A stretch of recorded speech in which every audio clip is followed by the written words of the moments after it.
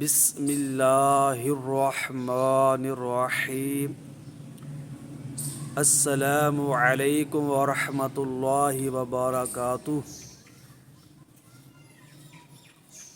سورۃ البقرہ کی آیت نمبر 4 کا کچھ حصہ آپ کے سامنے لکھا ہوا موجود ہے۔ ان کلمات کو تجویدی قوانین کی روشنی میں کس طرح پڑھنا ہے، اور جو تجویدی قوانین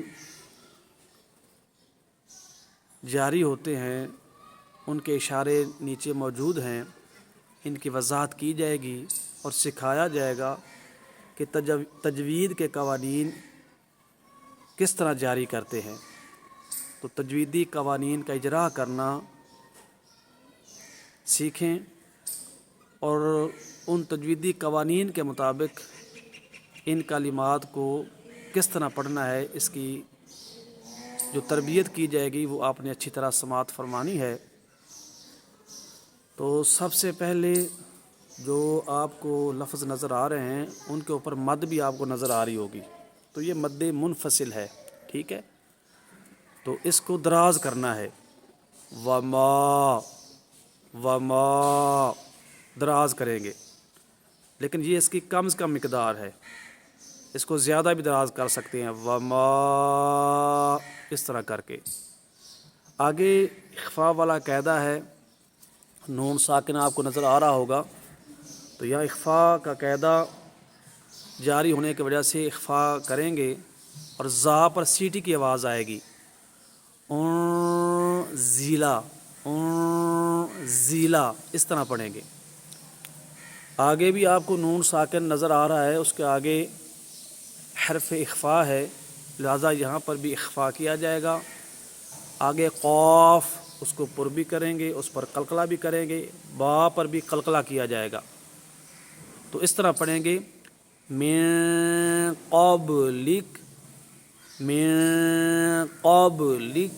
یعنی اس طرح جب وقف کریں گے تو آخر میں جزم آ جائے گی، سکون آ جائے گا۔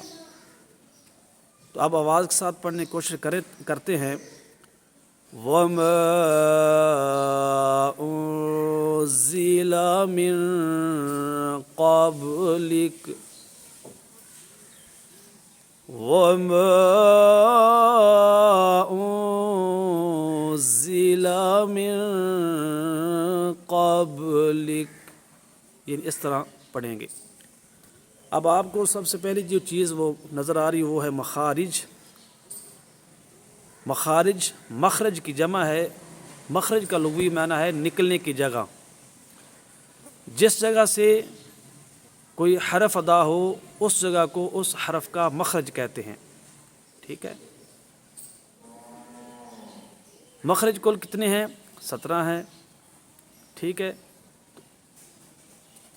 تو مخرج جمع مخارج ہے، تو جتنے بھی یہ حروف ہیں ان کے مخارج آپ نے سماعت فرمانے ہیں، ان کو یاد کرنا ہے اور کوشش کرنی ہے کہ ان حروف کو ان کے مخارج سے ہی ادا کیا جائے۔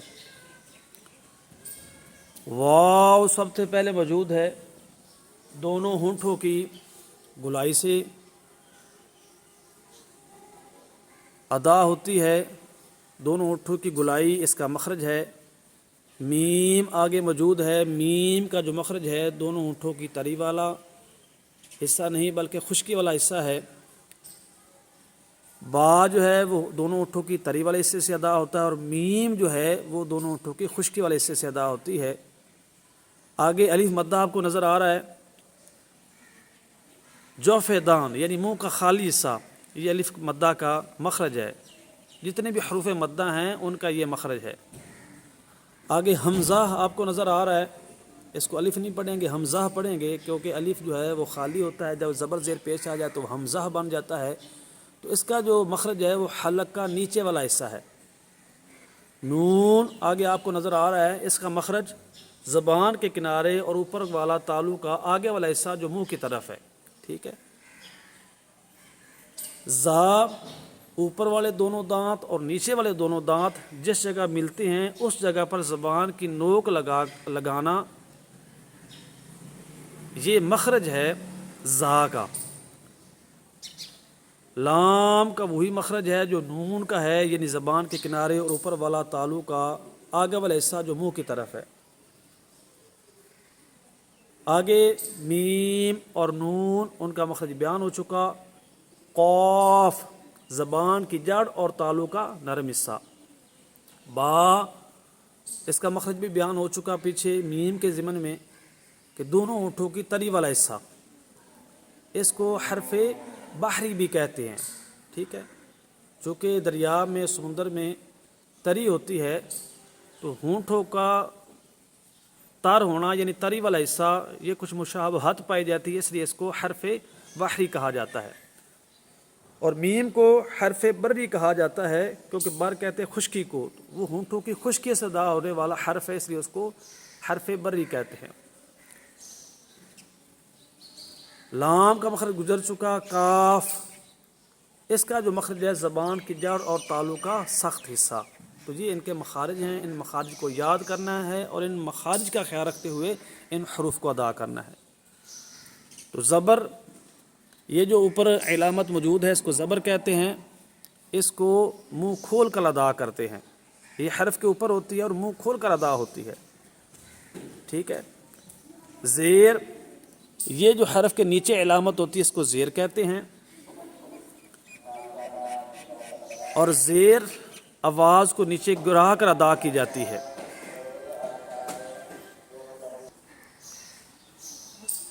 اور پیش جو ہے، یہ جو آپ کو اوپر علامت نظر آ رہی ہے حمزہ کے اوپر، اس کو پیش کہتے ہیں، یہ حرف کے اوپر ہوتی ہے اور اس کو ہونٹ گول کر کے ادا کرتے ہیں، یہ اس کی ادائیگی کا طریقہ ہے، ٹھیک ہے۔ اور زبر زیر پیش کے اس کے علاوہ بھی نام ہے، اسماء ہیں۔ زبر کا دوسرا نام فتحہ ہے، جس حرف پر زبر اس کو مفتوح کہتے ہیں۔ زیر کا دوسرا نام کسرہ ہے، جس حرف کے نیچے کسرہ ہو اس کو مکسور کہتے ہیں۔ پیش کا دوسرا نام ضمہ ہے اور جس حرف کے اوپر پیش ہو اس کو مضموم کہتے ہیں، ٹھیک ہے۔ تو یہ ان کے دوسرے اسماء بھی ہیں، یہ بھی آپ نے یاد کرنے ہیں، ٹھیک ہے۔ آگے جو حرکات، یہ حرکت کی جمع ہے۔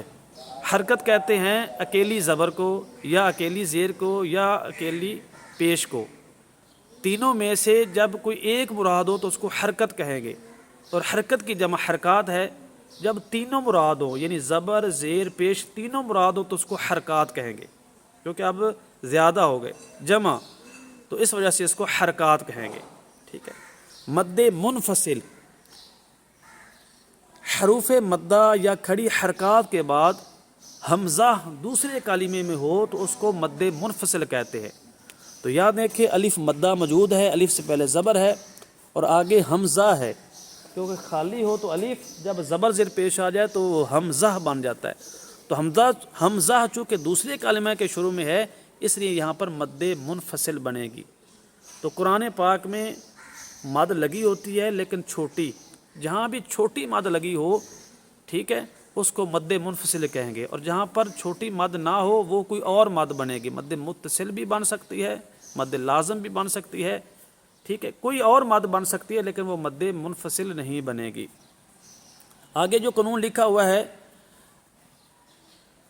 یہاں پر غنہ پیدا نہیں کرنا، اکثر لوگ اس طرح پڑھ جاتے ہیں اور اس کا معنی ہوتا ہے والدہ، ماں، تو یہ معنی بھی غلط بن جاتا ہے اور اردو والا یہ لفظ بن جاتا ہے۔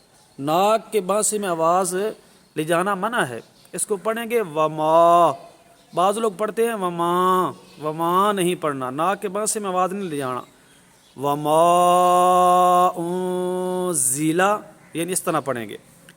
اخفاء والا قاعدہ، یہاں پر بھی اخفاء والا قاعدہ ہے، اور آگے جو ہے نون ساکن یہاں موجود ہے، یہاں بھی اخفاء والا قاعدہ ہے۔ نون ساکن کے 4 قاعدے ہیں، نون ساکن کے 4 قاعدے، تنوین کے بھی یہی قاعدے ہیں۔ نون ساکن یا تنوین کے 4 قاعدے ہیں، اظہار، ادغام یرملون، اقلاب اور اخفاء۔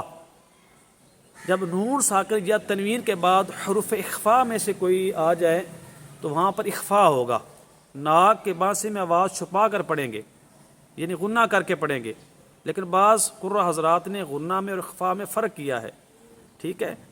غنہ جو ہے وہ جس حرف میں غنہ پایا جاتا ہے اس حرف کو اس کے مخرج سے زہر کر کے اور آواز جو ہے نا ناک کے بانسے میں اچھی طرح بسا کر ادا کرتے ہیں، لیکن حرف کو اس کے مخرج سے ادا کیا جاتا ہے، غننے والے حرف کو۔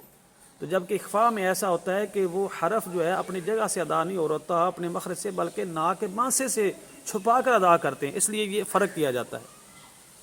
تو اخفا کریں گے، حروف اخفا کون سے ہیں؟ حروف حلقی، حروف یرملون، با اور الف کے علاوہ باقی حروف کو حروف اخفا کہا جاتا ہے۔ تو ان میں سے کوئی بھی حرف آ جائے تو وہاں اخفا ہوگا۔ تو اب یہاں پر اخفا ہوگا، یہاں پڑھیں گے اون زیلا، اون، ایسے کریں گے۔ اگر کسی نے پڑھا اون زیلا تو اس نے غلطی کی، کیونکہ اخفا ادا نہیں کیا۔ اس طرح اس کو من اگر کسی نے پڑھا تو غلط ہے، اس کو پڑھنا ہے من، من، ناک کے بانسے میں آواز جا کر پڑھیں گے۔ الف اور حمزہ کا فرق میں نے بیان کر دیا، اس کو الف نہیں پڑھنا، حمزہ پڑھنا ہے۔ خالی تو الف زبر زیر پیش آ جائے تو حمزہ بن جاتا ہے۔ زا پر کس سیٹی کی آواز آئے گی؟ حروف صفیریہ 3 ہیں، زا، سین، صاد، ان تینوں پر سیٹی کی آواز آتی ہے، تو ان کو حروف صفیریہ کہتے ہیں، یعنی سیٹی والے حروف، لہذا یہاں پر سیٹی کی آواز دیں گے۔ زیلا، اگر زیلا کیا تو سیٹی کی آواز نہیں آئے گی اور حرف جو ہے بدل جائے گا۔ ساکن، یہ جو دال نما علامت آپ کو نظر آ رہی ہے اس کو جزم کہتے ہیں، اس کا دوسرا نام سکون ہے، جس حرف پر سکون ہو اسے ساکن کہتے ہیں۔ ساکن حرف کو اپنے سے پہلے حرف سے ملا کر پڑھتے ہیں۔ اب اس کو ملا کر پڑھیں گے، ملائیں گے حمزہ کے ساتھ۔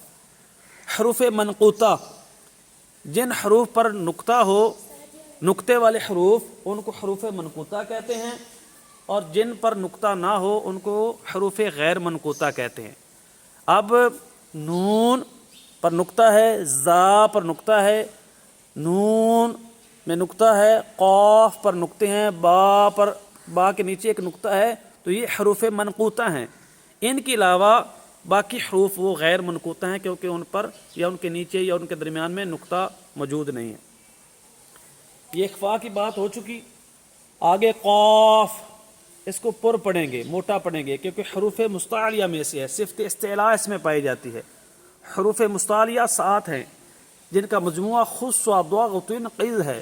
ان حروف کو ہر حالت میں پر یعنی موٹا پڑھتے ہیں، تو لہذا اس کو پر پڑھا جائے گا۔ اور آگے قاف اور با پر قلقلہ ہوگا۔